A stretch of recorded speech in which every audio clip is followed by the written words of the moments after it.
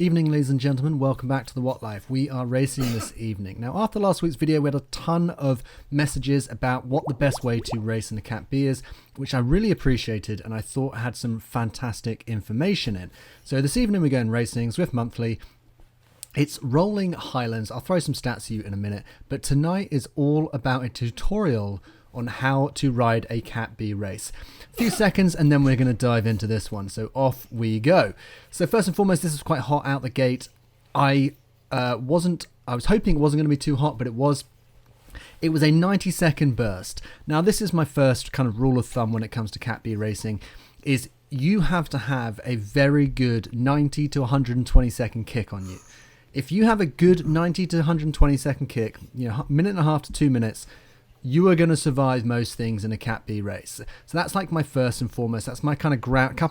There are a few ground rules when it comes to Cat B racing, and that is most certainly one of them. If you can kick hard for 2 minutes, or you got a good 2 minute number on you, you are going to survive.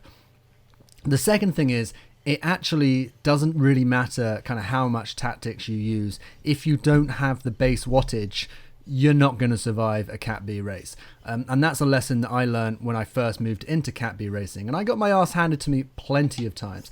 So you'll see that we're going quite hard. We go quite hard out the gate, but then it kind of chills out. So that's like my first rule. Just kind of work on that 90-second wattage, 90-second power. And then also do your best to up your average wattage. Because all in all, guys, I raced this one tactically. I'd also say it was less fun for me. It was slightly less enjoyable. Kind of just kind of like sitting in the pack. It wasn't how I like to race. I like to be in the thick of it. I like to kind of enjoy it a little bit more. I like to get stuck in a little bit more. This for me was just entirely about positioning myself for the whole race, so that I was in the draft, trying to stick to the kind of rules of the best way to ride a race. So you'll see, and guys, if you see me do a few things wrong, and I do get a few things wrong, but for the best part, I ride this almost perfectly from my own perspective. I know the right rolling Highlands route very well now. So on that note, 23k, it's 2 loops, long lead in, it's 183 meters of vert over the whole course, and I know this route really well. So that was my key thing. That was the key takeaways, that because I knew the route, I knew when to kind of move up, when to kind of when to worry, when not to worry. And again, here's the first move, kind of slight little incline. A few guys take it out, just make sure you are in the mix. So I threw a few watts down, probably a few too many, but still I just wanted to make sure that I was in the mix. Now, if you are racing to be tactical, one of your key kind of tools in your toolbox is going to be the mini map on the top right. Because anytime, at the moment, everything's fine. We're bunched up, right? So the chances of it stringing out and the elastic braking are very low. The chances of someone riding off the front, very low. When it strings out is when you have to panic. 150 riders for all intents and purposes in this race, guys. So kind of bear that in mind. So it's when it starts stringing out, that's 150 people, and it's going to break at some point. And your job is to determine which part is going to break and which part you want to be in, so that you avoid getting caught the wrong side of it.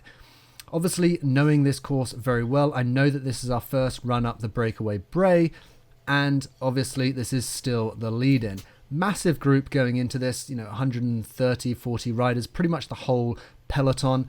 Position well, and I wanted to kind of go quite hard on this one, knowing that maybe we might try and drop a few people. So I was rolling the dice a little bit. I moved up a little bit, not to the front, but I just wanted to make sure that, like, if anything did happen, I was kind of like the correct side of the move. And it was early in the race, so I didn't feel like I was over-committing myself to anything.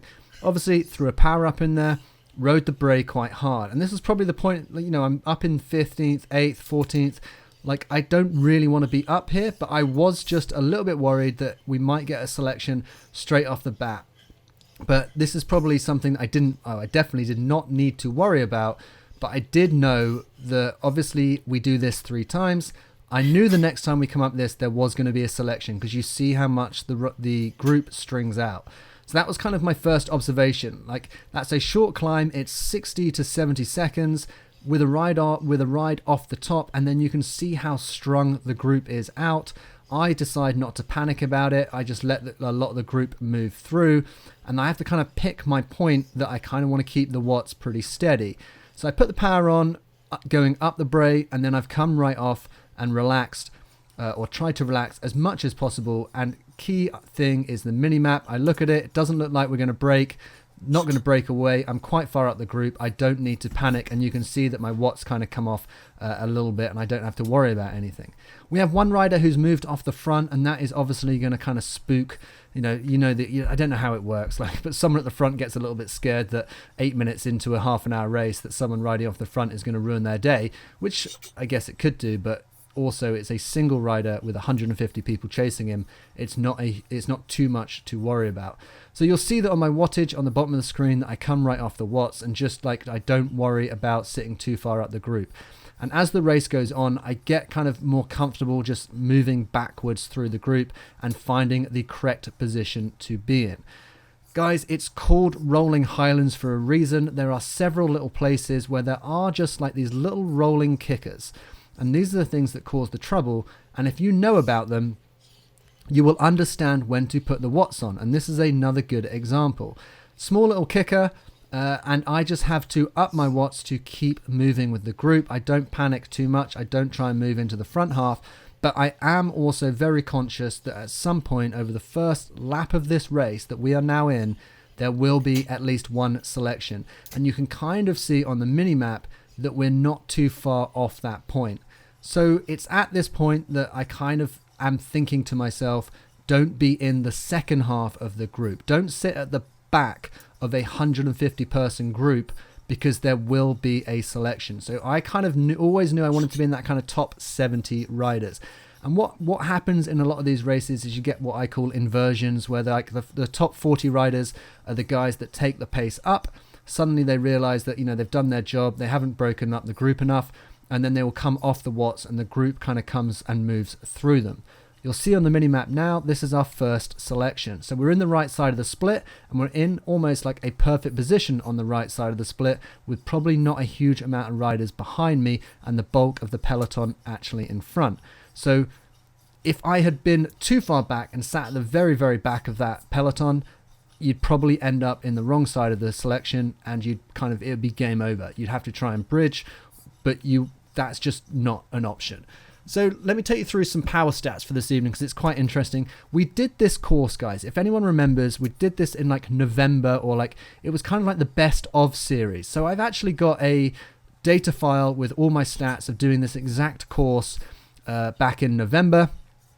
And I held 3.9 watts on that one. And I can't remember what my wattage. I will check it in a second. But it was it was 295 I held for that. And we finished that in 30 minutes, 39 seconds. Today I held 3.8 watts, and that comes out at 287 watts. So last time 295, this time 287, and this time we did it in 30 minutes 33 seconds. So we were 6 seconds faster this time than my previous effort. And a lot of that is to do with the size of the group, but I'm pretty sure the group would have been of a similar size, but mostly I felt like I put less effort into riding this one, because it felt like a more conservative effort with the correct punches and the right times, and just kind of moving up and down the group when required. I will caveat this, guys. This is not my style of riding. I don't really enjoy riding a race like this. I like to get in the thick of it. I like kind of like being up front, because I feel like I don't race for the racing. I race because it's a really good hard training session. So I do quite enjoy trying to put down 4 watts per kg in a race. So I will give this one another shot, but for all intensive purposes, I wanted to create at least a video that tries to focus on the technique of Zwift racing. So as we can see, we've got the Castle Corkscrew coming up, and this was another point where I knew I had to move forward in the group, because we're going up another little punchy climb, and the best thing I can do is be in a good position for it. Not too worried about a selection, because this one is quite short and sharp, but I do know that people like to ride off the top of it. So your positioning in this is absolutely vital. If you're right at the back and you get burnt off on this short punchy climb, then you might struggle when people start riding off the top of this. And that's the hard part about the castle corkscrew. You can see people's fire socks kicking off left, right and center. Tons of people using their power up, which basically means they will not have a power up for the breakaway bray when they do that in 30 or 40 seconds or so.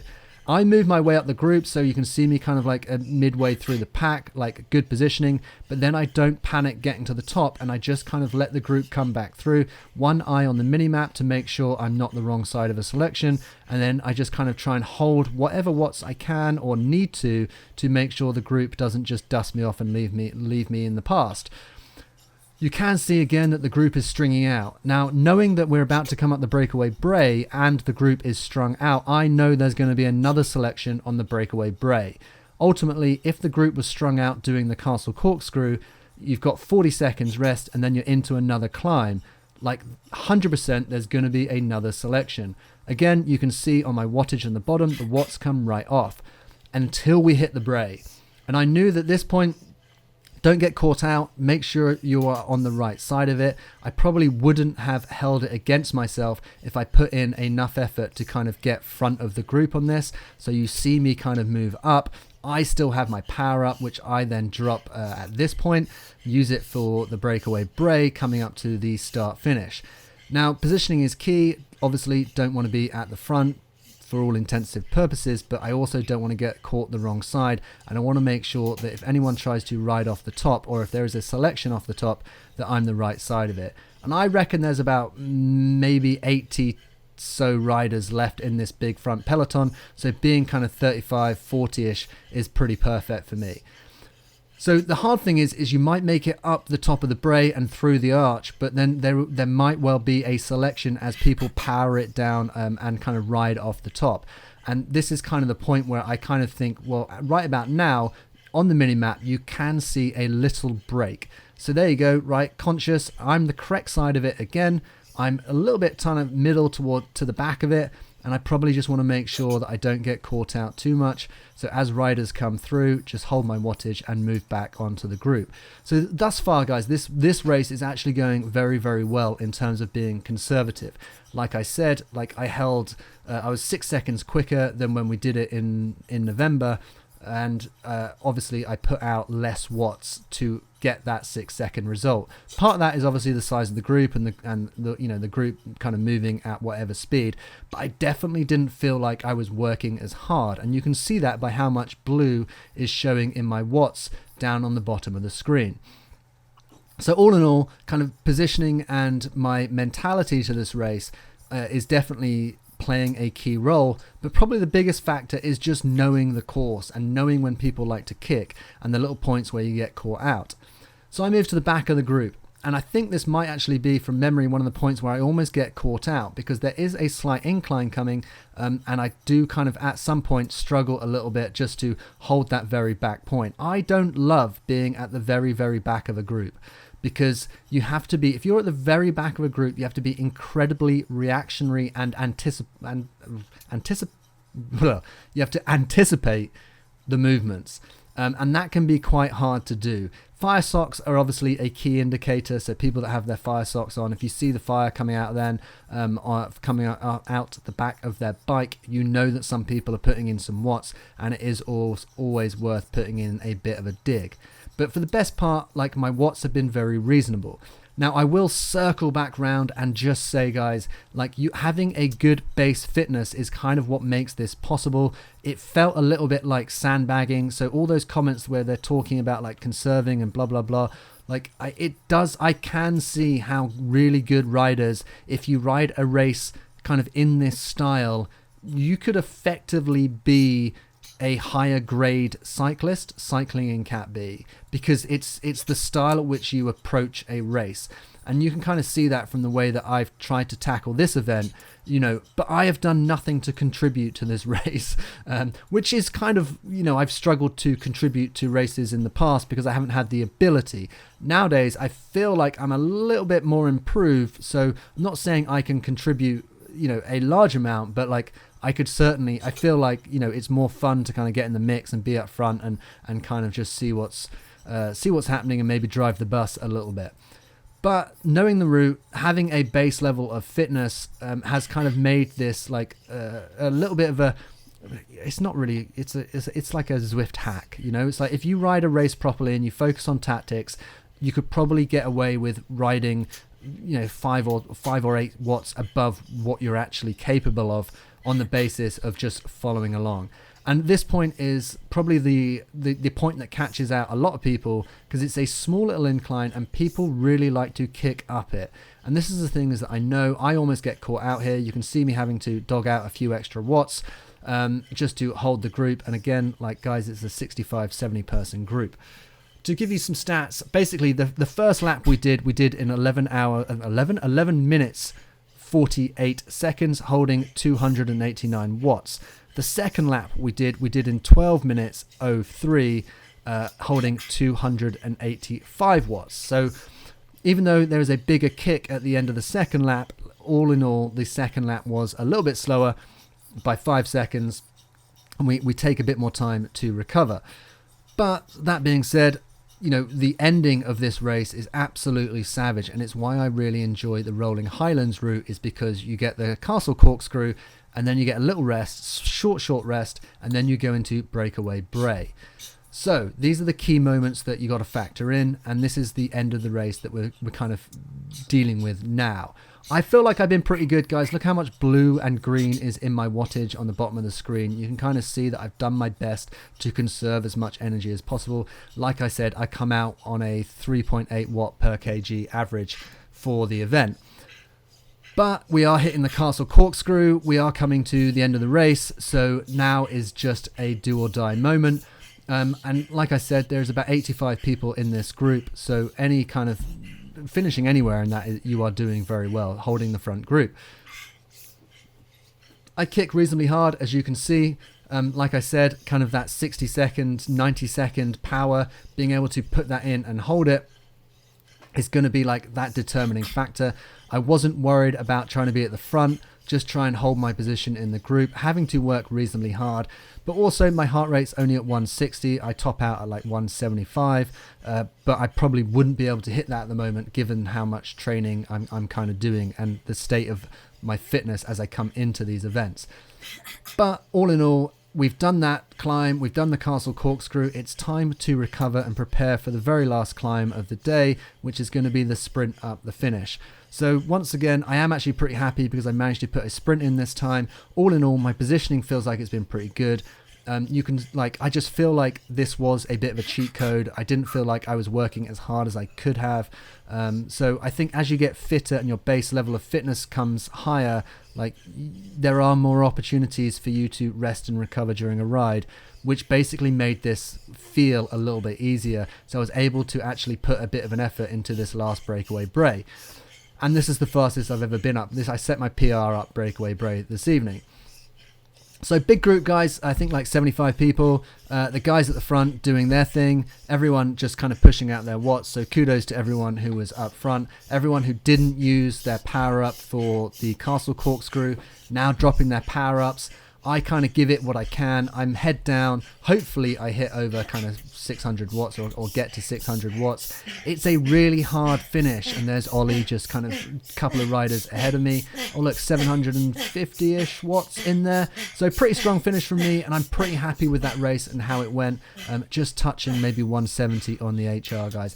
But that is my ideal tactical race. So thanks for joining in, guys. I will see you on another one soon.